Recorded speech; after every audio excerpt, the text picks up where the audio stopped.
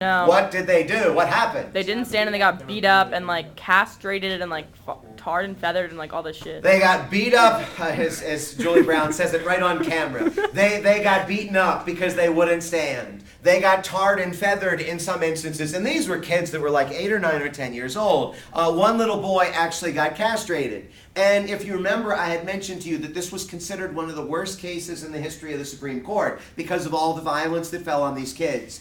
And about a year later, not even, on Flag Day, no less, the Supreme Court actually came back and issued, they heard a similar case, and they issued a retraction. And they said, you know what, we might have gone a little bit too far. If they feel like this is a religious ceremony, we're going to respect that. Although this is supposed to be about, you know, the flag and nationalism and patriotism and things of this sort. And they overturned it because they caught an awful lot of hell for this ruling and the violence on these kids. The difference, Roe versus Wade, 40 years. The flag salute cases, about a year, you could still pull that tree out of the ground. What other questions have you got from chapter 2? New Jersey plan. New Jersey plan and the Virginia plan. What were those? Wasn't like the big states plan and the small states Which plan? one was the big state plan? Like, yeah, Virginia. Virginia was the big state plan, and what did they say? What was the Virginia plan's idea? It should be based on population. What should be based on population? Like voting and like members of Congress. Voting and members of Congress. Representation in Congress should be based on population, so the more people you have, the more votes you get. the more votes you get in the Congress. What was the objection that was raised by the New Jersey plan? That like smaller states like Connecticut, like up there, like they won't have as much say, and so they'll be overpowered. So what was the idea behind the New Jersey plan? Equal say for all states. Equal what? Equal say for Equal all say, states. equal representation in Congress. The Virginia plan would become the House of Representatives. And they had suggested not just the idea of representation based on population, but they had also suggested the idea of representation based upon the amount of wealth you had, for example. New Jersey, on the other hand, said equality. The New Jersey plan would become the United States Senate. And what was the plan that basically compromised those two together? 3/5 plan. Not the 3/5 plan. What's that? The Great Compromise. What state was that known as? The Philadelphia? No, not Philadelphia. The Connecticut Compromise. And this is the one that based the House on population, based the Senate on equality. So that's Virginia, that's New Jersey. Let's talk about fractions. What fractions have we talked about this time? 3/5. What's the 3/5? 3/5 of each slave is counted towards representation of Congress. Yeah, one of the big debates was how do we actually have the states be counted? The North did not want them to count at all, because that would give the South too much of an advantage. The South wanted them counted as a full person because that would give them a better advantage over the North in terms of Congress because the South had more slaves. 3/5 compromise said 5 slaves equals 3 people, or a slave is less than a person. So the South got more representation, but the North didn't lose as many seats to the South as they had feared. 3/5 is a good one. What was 2/3? Isn't that like ratifying stuff? 2/3 is ratifying stuff. Wasn't amending? What about amending? You need 2/3 of states' approval to amend. I don't know. It used to be 100%. It needs to be every state needs to sign off on an amendment. I think it changed it. Okay, so under the Articles of Confederation, it had to be unanimous or 13/13 in order to be able to pass a bill. Not even amend, just pass a bill. 2/3, and you mentioned the amendments. If you go back to page 32, you'll notice, and let me center this just a skosh, it says up here, methods for proposing and ratifying amendments. In order to propose an amendment, you need a 2/3 vote of both houses of Congress. However, to ratify, you need a 3/4 vote of the states, basically approval by state legislators or ratifying conventions. And we talked about a convention article. Take a look at that. Maryland, if you remember, is considering now whether they want to call for a national constitutional convention. Do you remember why Maryland might be interested in that? Something about the budget. Balanced budget, a constitutional convention to actually pass a balanced budget amendment to the Constitution. Do you remember what the debt is right now? More than 19 trillion. 19 trillion, almost getting closer to 20 trillion at this point, but it's really, really high. And this is typically considered more of a conservative issue, but if Maryland is considering it, it's not just a conservative issue anymore. What else was 2/3? 2/3 to propose an amendment and 2/3 to do something else in the context of checks and balances. Isn't 2/3 to override a veto? 2/3 to override a presidential veto, and that's an example of a check and balance. This would be an example of the legislature checking the president by overriding the veto and passing a bill anyway. So we got 3/5, we got 2/3, we got 3/4 to ratify an amendment. We've got 13/13. What was 9/13? Wait, what's 13/13? 13/13, according to Nicholas, no, according to Amir, under the Articles of Confederation, you had to unanimously pass all bills. If it was not unanimous, even if it was 12-1, it did not pass. Go ahead, Christian. What was 9/13? Wasn't that to ratify the Constitution? That was to ratify the original Constitution. You remember why they only had 9 instead of 13? Part of the issue is Rhode Island. Yeah.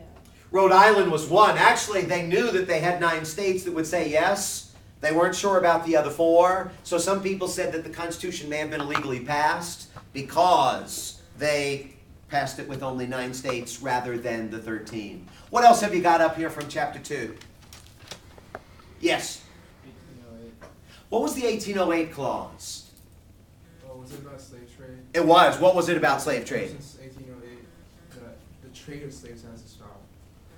They never actually banned slavery, but they basically were going to ban the slave trade. What was the logic behind banning the slave trade? Well, they're saying if there's no more slaves coming in, then there's no inflow of slaves, so it's just going to stop. But then there was lots of breeding inside America. The idea was, and understand, the country basically started in 1789. So they're giving them 20 years, and they're saying, listen, we can't ban slavery because we just fought a war, slaves are property. If we take away the property, we're just like the king.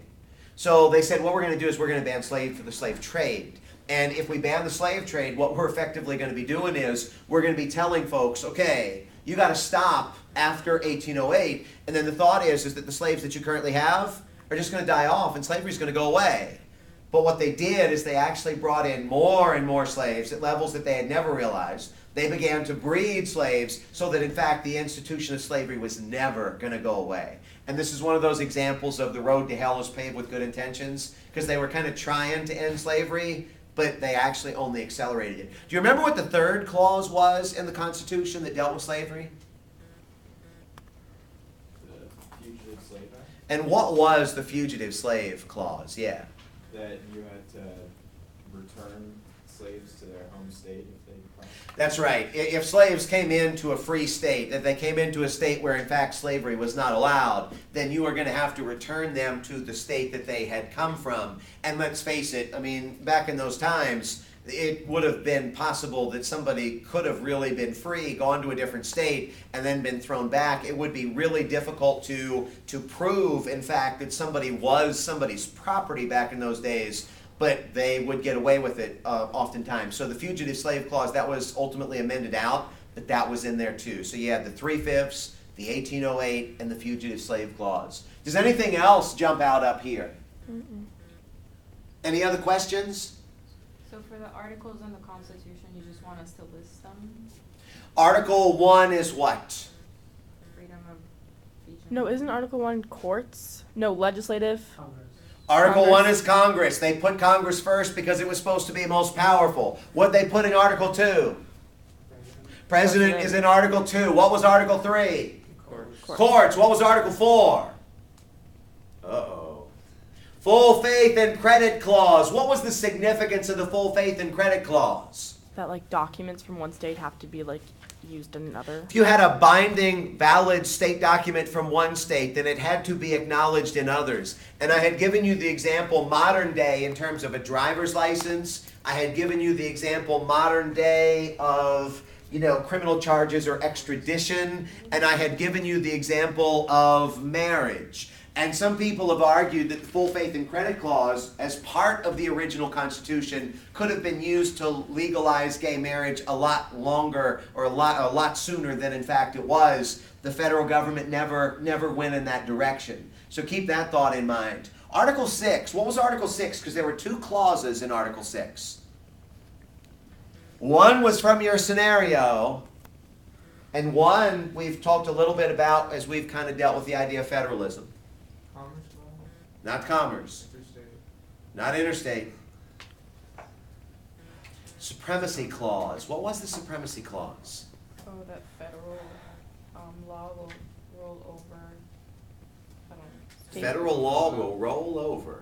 Federal like regulations trump state regulations. Yeah. Go ahead, Amir. There's an overlap in the laws, and there's like two, there's the federal and the state have kind of the same power. The federal power comes first, so the federal gets the first say.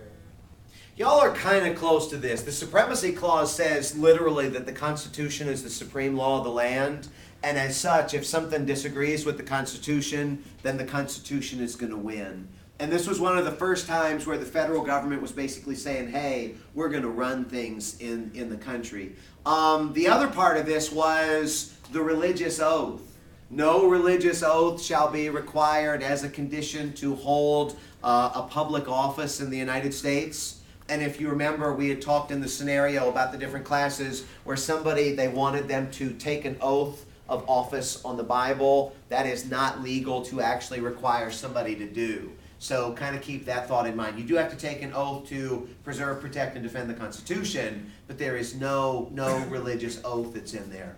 Just looking at articles from this chapter, because we do have a few, and bear with me while I begin to pull these up. Bear with me, bear with me. You'll notice in here, under the articles for chapter 2, you'll see in here, number 1, the webcams. Do y'all remember the webcam article? Yes. What was the webcam article? Just real quick. They wanted to put cameras in the cars of like bad drivers. Yeah, I think it Yeah. was the 16 to 24-year-old drivers, the worst drivers on the road. And the idea was that they were going to put a camera that was on the dash, and they were going to put a camera in the grill. And the idea was that basically, well, if you altered the G-forces of the car, sped up too fast, swerved, if you hit the brakes, the camera would click on. Do you remember how long it would film? 30 seconds. Yeah, it wasn't going to film very long. And then where would that film clip go? To a website, and then the link would be emailed to your parents. To the parents. And the thought was that they wanted the parents to see what was going on. These cameras could, of course, bust you if you were not wearing your seatbelt or